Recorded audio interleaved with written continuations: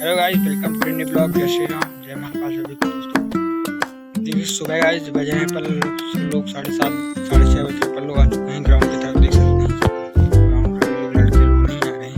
पता नहीं ठंडी भी आज बहुत ज़्यादा रही, इस कारण लड़के आए हैं या नहीं आते पता नहीं, लेकिन ठंडी बहुत ज़्यादा थी। चीज़ें बहुत गिरा था तो कुछ साफ हुआ है, देख सकते हैं बहुत ज़्यादा ठंडी थी।